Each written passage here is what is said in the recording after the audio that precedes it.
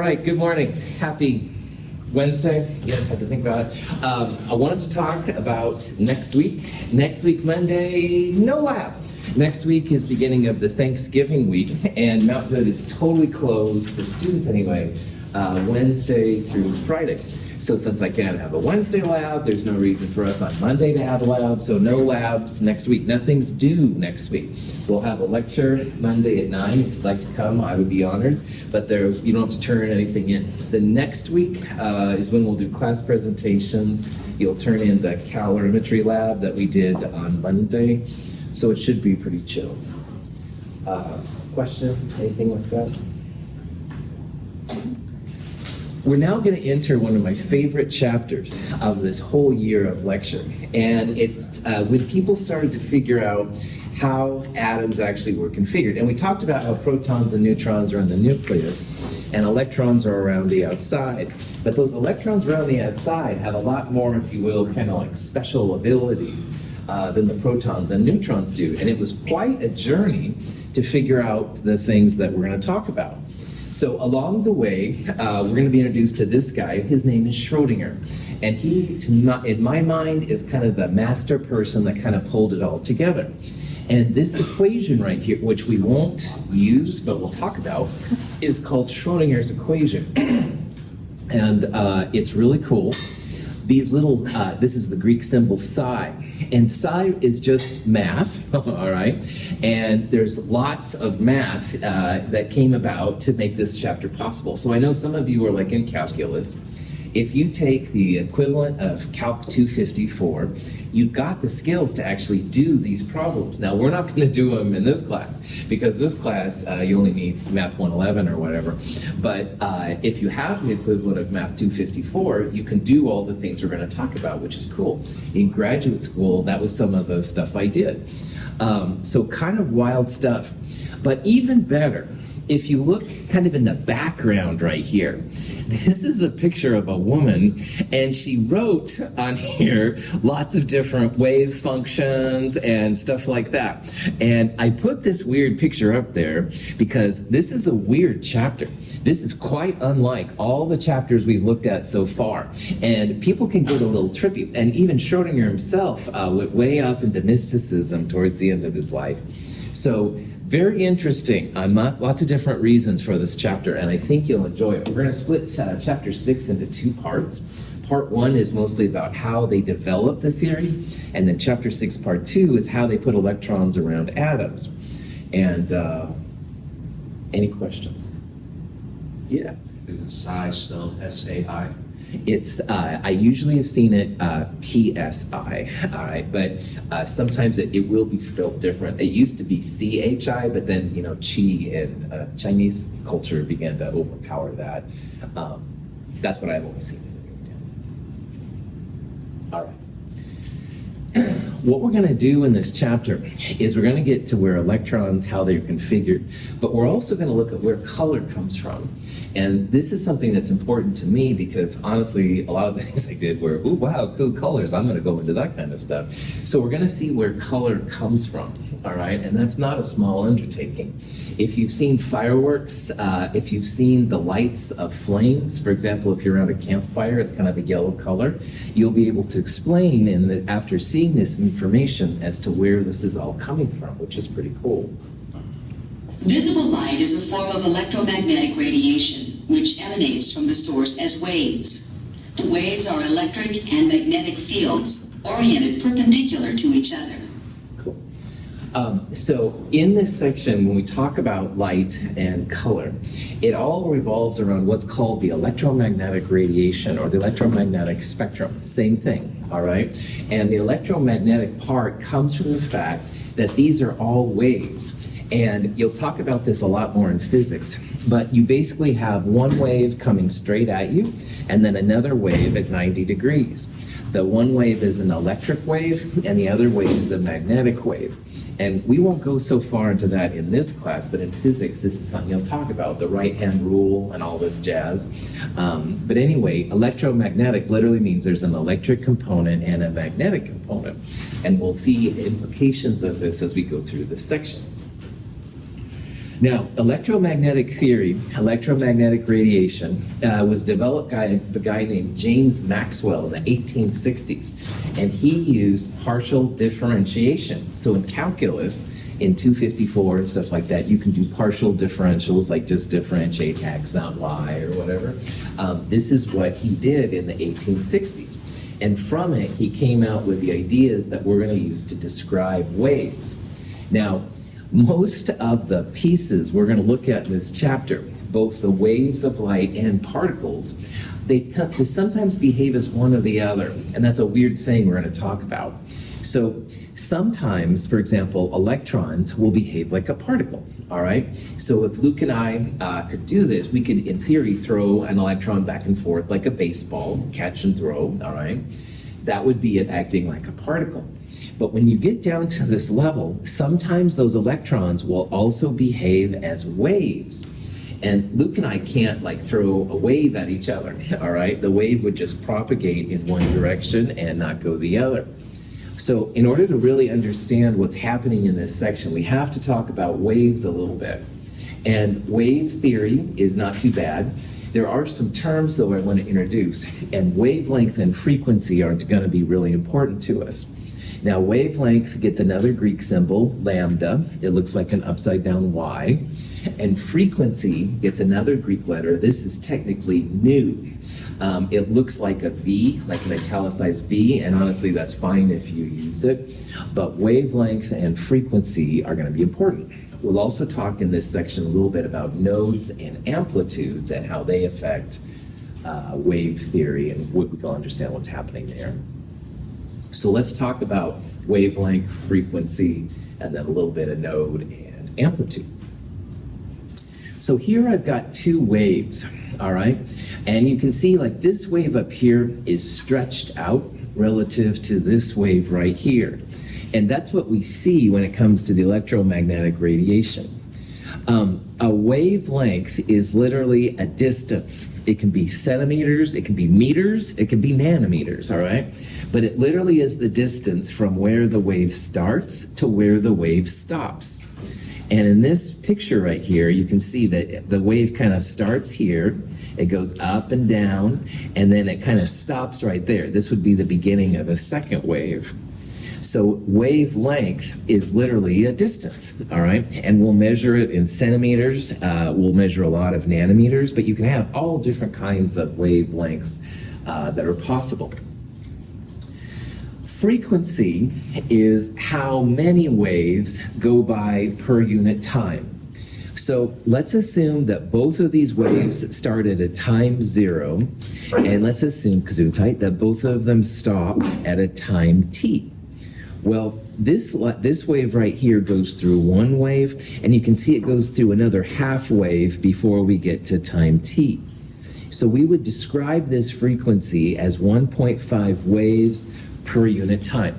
So if this was a second, it would be 1.5 waves per second, but it could also be hours, all right? It could be 1.5 waves per hour. Whatever the unit of time is, that's how many waves are going by. Now this one down here has one wave there, two waves there, and three waves there. And again, let's assume that this is 0 and this is t, the same thing. So this one has a frequency of 3 waves per unit time. 3 waves per second, 3 waves per hour, whatever, all right? So the difference between these waves, you can see, are two different things. This one here has a longer wavelength. The distance from where it starts to stops is longer than the distance from where this one starts and stops. This one has a longer wavelength than this one does right here, but this one has a higher frequency. More waves are going by per unit time than we have up here. And this is something you see in this area, all right? If you have a bigger wavelength, you'll have a smaller frequency. On the other hand, if you have a smaller wavelength, you'll have a bigger frequency. And this is something we'll see all throughout this chapter. So, wavelength goes up, frequency goes down. On the other hand, wavelength goes down, frequency goes up. Questions? All right. node is a place where the wave has no existence, all right? So you can see that there's like gonna be some kind of area where the wave exists and it exists down there, but here, here, here, here, those are what they call nodes. And nodes, there's no wave, all right? And this is a weird thing about all these things. There are gonna be places where there's nothing happening, all right? You've got wave here, you've got wave there, but nothing at the nodes. Amplitude is how intense the wave is, like how much it goes up or down. And we're not going to focus too much on that in this section for us, but in other courses, amplitude can be kind of important. Amplitude, you can argue, is a part of volume. If you have a sound system, that's a different kind of phenomena. But anyway, this actually represents visible light versus an ultraviolet radiation. And ultraviolet is what causes your skin to burn if you're out in the sun. There's differences between visible and ultraviolet, but what it comes down to is you have different frequencies and different wavelengths for your visible versus ultraviolet light, which is kind of cool. Okay. Now, we're used to, say for example, getting sunburned at the beach or something. We're used to thinking about waves at the beach, and the waves come in and the waves go out, and it's really peaceful and tranquil, all right? That's a moving wave, all right? But in chemistry, what we're gonna think about is another kind of wave called a standing wave. So let's say that Gina and I have a rope between us, and we shake it a little bit, all right? The wave is going to be there. It's going to go up and down as we shake it. But the wave itself isn't moving. And this is just called a standing wave. So again, I love thinking about the beach and everything to do with it, but it's not those kind of waves, all right? These are just waves that they don't move, but they're always present between 2 points, all right? And again, you can think about it, if Gina and I just shake a little bit, there wouldn't be a lot of a wave. But if we start shaking up a lot, because I'm thinking about caffeine or whatever, then we're gonna definitely have different things. You'll have more waves and stuff, bigger frequency, jazz like that. Yeah. What's an example of a standing wave to kind of get an idea of like what is and isn't it? Like like an example of a standing and a moving wave. Yeah. So a moving wave, again, the classic example is if you're at the ocean, all right, and those waves come in, they go out, and stuff like that. But if you and I, again, if we had a rope, that would be the easiest one because we could see it, all right? These kind of waves are actually around us a lot more than the moving waves. Right. The light coming down right now would be an example of a standing wave. Yeah, it's got a wavelength properties. The wave is propagating on us, all right? So the distance from here, from the light to you would be larger than like a rope to me. Right. But on the other hand, it is the same kind of phenomenon, which is really crazy, so yeah. Yeah. Radio waves, light waves, ultraviolet, infrared, gamma rays, X-rays, they're all these kind of waves. The moving wave is actually somewhat rare. Huh. Oh, okay. Yeah, that answers my question. Yeah, that was a great question. I will try to answer any questions that come up. If I get too many questions, I may have to move, but this is cool stuff. Yeah, Lauren. So is the node usually that halfway point between the high and the low of the wave? Good call. It depends on the wavelength. So in this example, you have one wave, and absolutely the node is the halfway. But if you start going crazy with the waves, you'll have more than one node, and it's not the halfway point, all right? So it kind of depends on how much you're shaking it. That's the amplitude part that we're not going to talk about as much when we call. Right, other good questions? Yeah. Is there a difference? I don't know if you mentioned it in the lecture class, but is there a difference why they do like a spiral or they do just a straight line? Or is that just a representation of how it's supposedly looking like? Correct. That's just a representation. All of the waves we're going to talk about have an electric component and a magnetic component. They're at 90 degrees from each other. Now you can absolutely rotate those waves around, all right? But empirically, there's a 90-degree difference. So you can think about this as the electric part, and coming out of the board and going into the board would be the magnetic part. And on this frame of reference, if you have them all, the electric part in the screen, that would be cool, but you can rotate these around a bit too, so. Okay. All right. So frequency is the number of waves that go by per unit time. And usually, all right, at least in our class, frequency is going to be how many waves or cycles go by per second. All right, the second is the common denominator. Sometimes you'll see other types, but most of the time, and in our class, 99.99% of the time, frequency will be the number of waves per second or cycles per second. And again, frequency gets the symbol nu. All right, looks like a fancy V, all right, that's fine, you can just write a V, but that's what it is, frequency. Now, an interesting thing that Maxwell thought happened, and later on Einstein confirmed, all of these radiation types, these electromagnetic radiation types, the frequency times the wavelength equals the speed of light. So this is the frequency. This is the symbol lambda for the wavelength, and frequency times wavelength always equals the speed of light. If you're in a vacuum, blah, blah, blah, 99.9% of the time. So this is really important for what we're gonna do. Now, speed of light in our class is a number you've got to know, 2.998 times 10 to the 8th meters per second. If you see other places, there's certainly other values of speed of light out there with more or less sig figs, different units and stuff like that.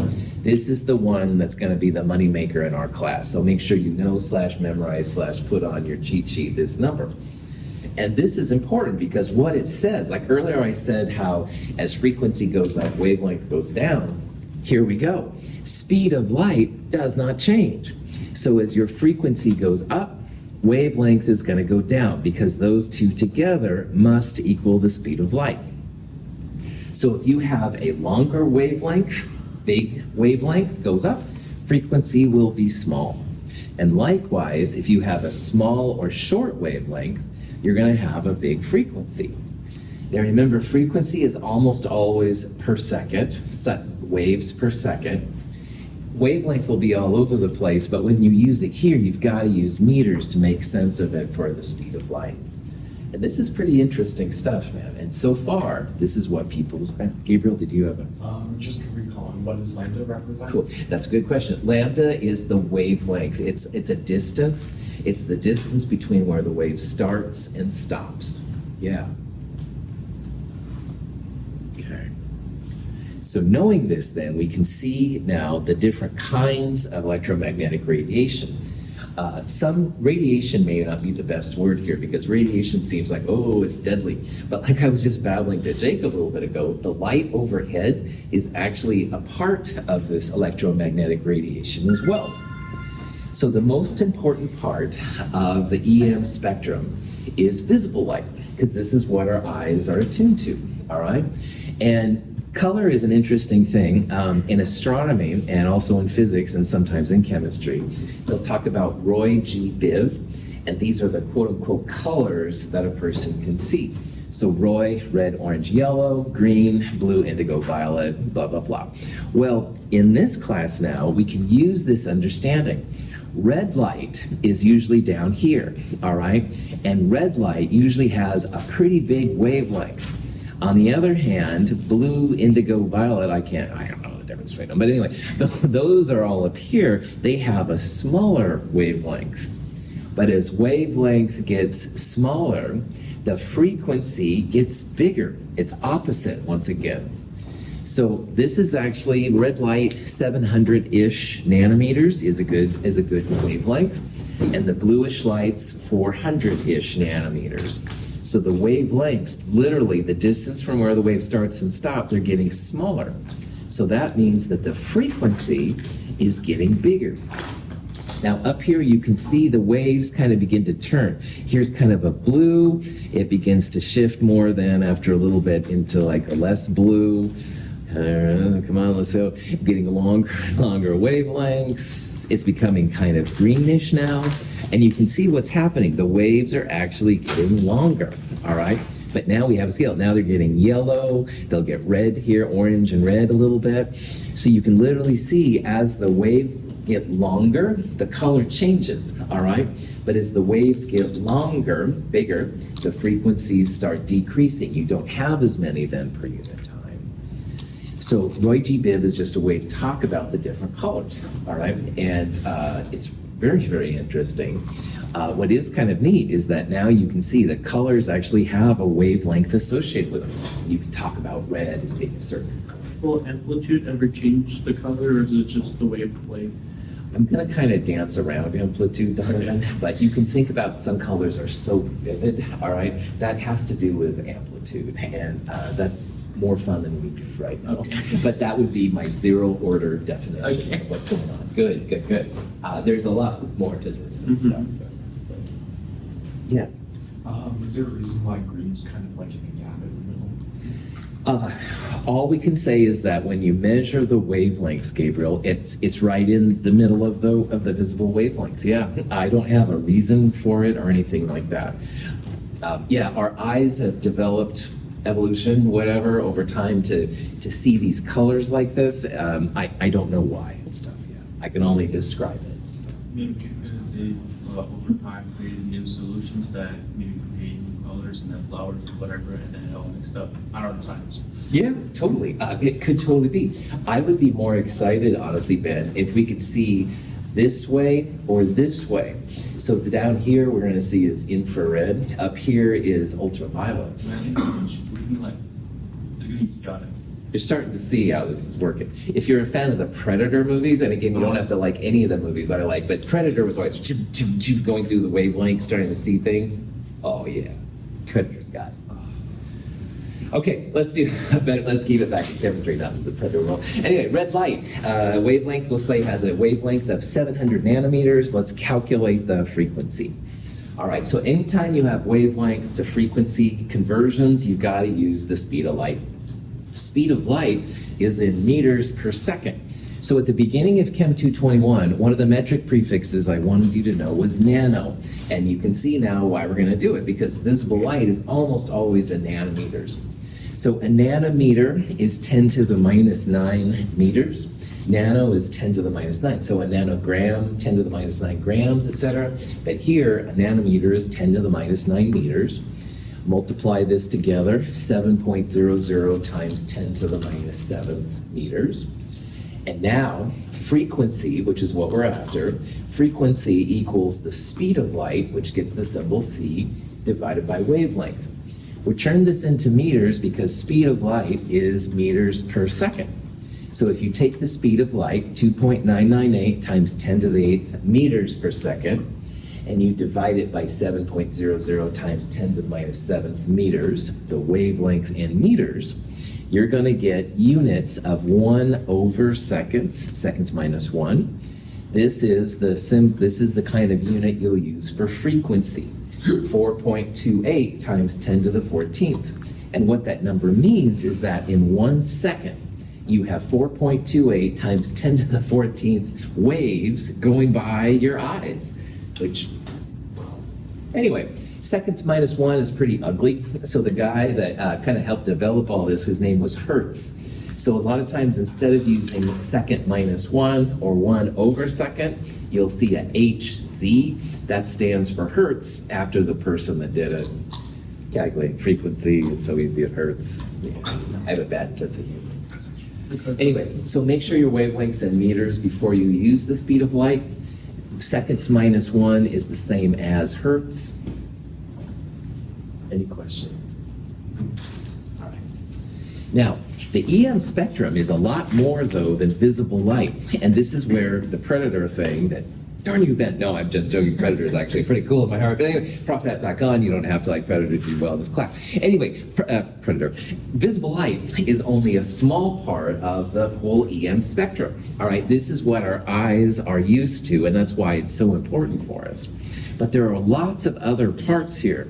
So for example, first of all, notice up here, this top part, this is the wavelength in meters. So we saw that red light was roughly 10 to the minus 7th meters. Down here we have frequencies. We saw that red light was something times 10 to the 14th. As you get bigger wavelengths, which is going this way, you first get to infrared, which is basically heat energy, microwaves, which you use when you heat up your popcorn or whatever, and even radio waves, KGON, stuff like that. Those are all different types of EM spectrum. On the other hand, your wavelength can get smaller, which is going to the left. So if your wavelength starts getting smaller, first you get to ultraviolet. That's what causes sunburn when you go outside for too long. Then you get to X-rays, of course, looking at bones and jazz like that. And finally, you can get to gamma rays, the highest form of energy known. Now down here is just the corresponding frequencies. All right, so smaller frequencies would be infrared, microwaves, radio. Bigger frequencies, ultraviolet, X-rays, and gamma rays. So we only see a very small portion of the EM spectrum. And that's why my comment about the Predator, I always get kind of excited, because Predator was apparently able to see ultraviolet and infrared, I guess, I don't know. It would be cool to see what it looks like. In astronomy, this is a big area of research, because these satellites overhead that don't get filtered out by the Earth, they can see, for example, like gamma ray emissions and jazz like that. So pretty cool kind of stuff. Up here is a corresponding thing talking about size.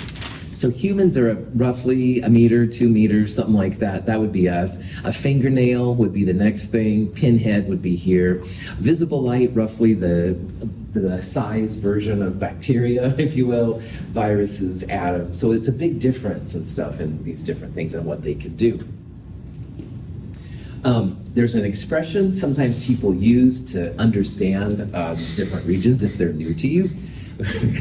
Rabbits mate in very unusual, expensive gardens. If you find a better one than this, please let me know. But rabbits is radio, gardens is gamma, all right, stuff like that. Up here you can see increasing frequency, increasing danger. We'll talk about that in a little bit here too. And then this way, the wavelengths are getting bigger to the left, so frequency would be getting smaller. On the other hand, as wavelengths get smaller to the right, frequency goes up to the right. Remember, it's inverse what happens. So you know how in movies they have like these really high pitched, like these scenes where they have like these high pitched noises, like high frequencies and whatnot. How does that compare to the EM spectrum, like frequencies? Right on. So sound is compressed air, and you can't have sound in space, for example. So sound is kind of a different thing. And you can, our ears have something similar to the visible light region, all right? And like I was reading this paper on elephants making some kind of sound that humans couldn't find. So they're finding sounds less than and greater than what we can hear. But sounds are a little bit different, so honestly I won't talk about it much more than that now. In physics, that's another thing you'll talk about, is how sound relates to the EM spectrum. Stuff like that. Good question. Okay, so here's a question you might see. It says, which of the following produces radiation with the highest frequency? All right, so highest frequency would be this part right here. And so you'd want something closer to the right, not to the left. So microwaves would be down here, FM radio down here. Radar is an acronym. It stands for radio detection and recognition. It's radio as well. So radar would be down here. Cosmic rays would be right there.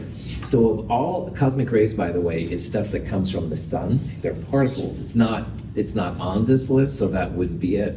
So the only one that's somewhat to the right here is microwaves, all right? These are both radio waves, which is more to the left, having smaller frequencies.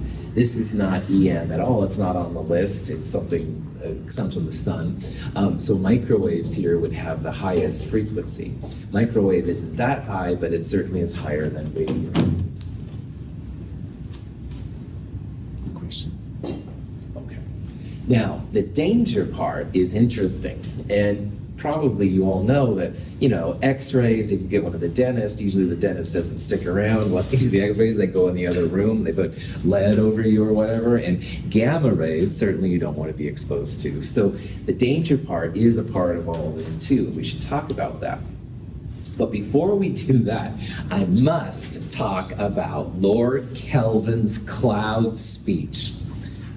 Oh, this is a dark spot in the history of science. Now, Lord Kelvin, he was the person that helped develop the absolute Kelvin temperature scale that we've been using, 273.15. And Kelvin is really important to science, no question. However, in 1900, he gave a talk.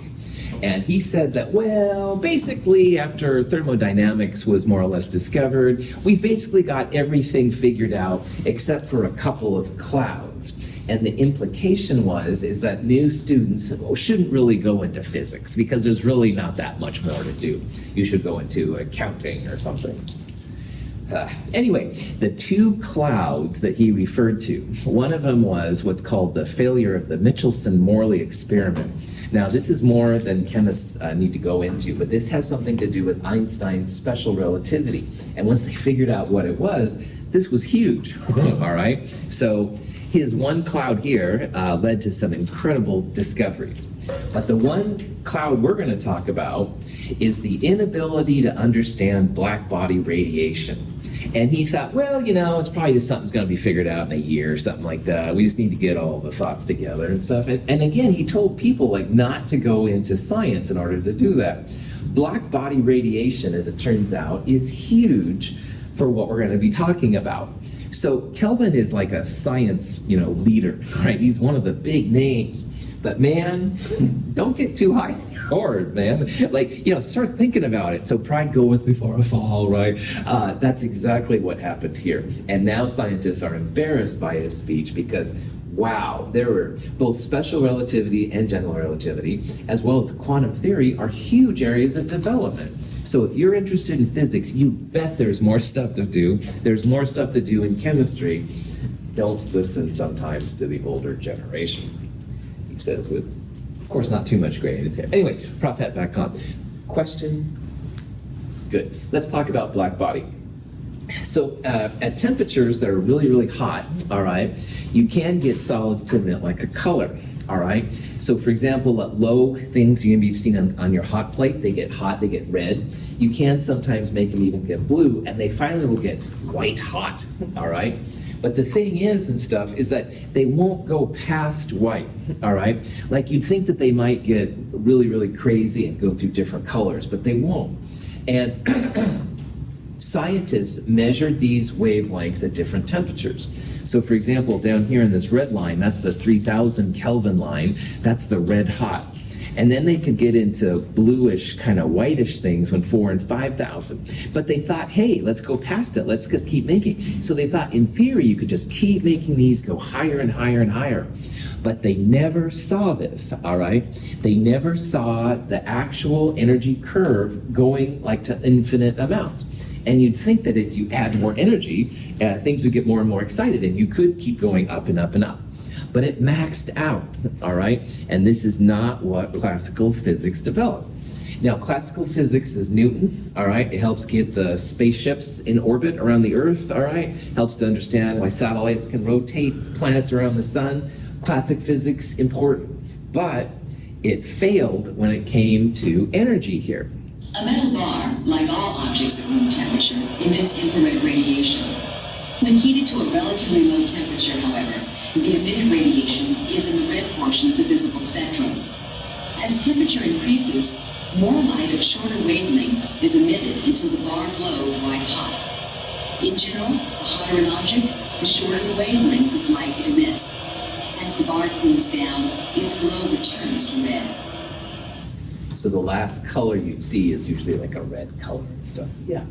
The Kelvin on the scale you have there is in reference to color temperature, not actual Kelvin, right? Not the temperature relating to Celsius. Good question. It's an actual temperature. So like 3,000, 4,000, 5,000 Kelvin, that would be the actual temperature of this metal piece being observed, yeah. And the color, the red, green, bluish and stuff, those would be the colors you see. By the time it gets to blue, it's more like white because you start getting into the ultraviolet region. Okay, so what happened here is that a guy came along named Max Planck. And if you've studied science at all, the Max Planck Institute in Germany is like an MIT, all right? It's a real high-powered institution of higher learning. And this is Max Planck. And Max Planck proposed that an object can gain or lose energy in certain small amounts, which he called quanta. And you can think about them as like packets, all right? And understanding this packet or quanta idea, he got the idea then that, well, the energy of any system must be proportional to the frequency. And the conversion unit to go from frequency to energy is what's now called Planck's constant. Planck's constant, which gets the symbol H, is 6.626 times 10 to the minus 34 joules times seconds. And just like we're going to use the speed of light all the time, we're going to use Planck's constant all the time too. Through ways that are more interesting than we need to go to in this class. The Rayleigh-Jeans law is what scientists use to try and figure out these energy distributions for black body radiation. And you can tell it just constantly was going up, up, up, up, up, up, up. But the actual data was like this. Well, when you apply Planck's constant to this theory, bam, almost perfect prediction as to what was going on. Planck didn't really like the idea that there would be little packets of energy. But when he said, well, this looks like it's the case, whoa, perfect fit. So something's going on here with Planck's constant that people hadn't thought about before. Planck's constant is the way to go from frequency to energy and vice versa. And so we're going to use H a lot, all right? Chemists basically all about the energy. That the energy would be joules or kilojoules, stuff like that, like we've been talking about. But now this is the energy of these electromagnetic radiation pieces. So energy by Planck's constant equals H times nu, where nu once again is the frequency. But we also saw how frequency times wavelength equals speed of light. So another thing you'll see sometimes is energy equals hc over lambda. So again, energy equals Planck's constant times the speed of light divided by the wavelength, or energy equals Planck's constant times frequency. So this brings up some more of these kind of things. We saw earlier how as wavelength goes up, frequency goes down, wavelength goes down, frequency goes up. Well, now we can do the same thing with energy, which in physical science is kind of the bomb. So now energy goes up, frequency, which is right across the street from it, frequency goes up. Energy goes up, frequency goes up. But if frequency goes up, wavelength goes down. And likewise, energy's low, frequency's low, wavelength goes up. So in your mind, start thinking about these relationships. They'll be really helpful as we go through these coming up here. So here's the kind of question you might see. All right, it says, which of the following wavelengths represents the highest energy? All right, now we've got 3 different values right here. Before you think about this too much, which one of those up there is not a wavelength? Hertz, that's right, yeah, nice job. Hertz, which is inverse seconds, that's a frequency. So C is flat out, all right? We wouldn't want to use that and stuff because this is not a wavelength, it's a frequency. We could convert frequency to wavelength, but that's not what we're doing here. So these are wavelengths, or a wavelength is literally distance where the wave starts and the wave stops. Which one of these wavelengths is bigger, a meter or a nanometer? A nanometer, or a meter. Meter, that's right, it's okay. Random student in the back there and stuff. Yeah, what are you doing? No, it's totally, I want you to try things in this class. That's totally legit. Absolutely, the meter is bigger, all right? This is a meter stick, all right? Nanometer is like, I can't even do it with my fingers. So yeah, so this is a bigger wavelength. This is a smaller wavelength. If we want the biggest energy, biggest number here, and wavelength is in the bottom. It's not in the numerator, it's in the denominator.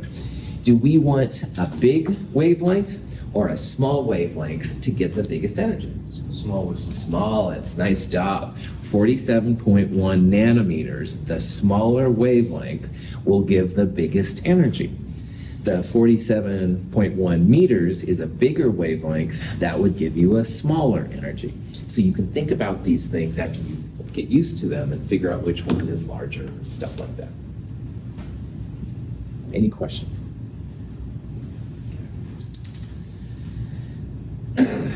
Planck was one of the people told not to go into physics.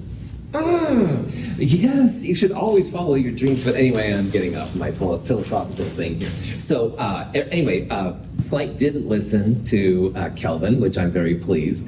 Planck's constant, we're going to see, is huge. Not just a little important, super important. So yeah, so just be a little leery. Sometimes people say things and stuff. So.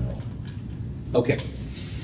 Another big player in this section is Einstein, and I think everybody knows Einstein, but if you haven't, really important, did a lot of cool things. He was in the Oppenheimer movie for a little bit, if that's your thing, but again, you don't have to watch any of my movies to do well in this class. Einstein's probably the most famous of all the people that I'm talking about in here.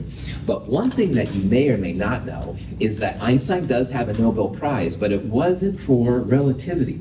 Relativity is super important in physics, and that's another thing that Kelvin, by the way, totally had no idea was coming. But anyway, relativity, special in general, really important, but that's not what he got the Nobel Prize for. He got the Nobel Prize for what we're going to talk about today, photoelectric effect. And what he realized is that you can apply light to certain kind of metals, and the light actually makes electrons start moving around. So this little picture down here is going to show a light source shining light, and the light actually makes electrons move.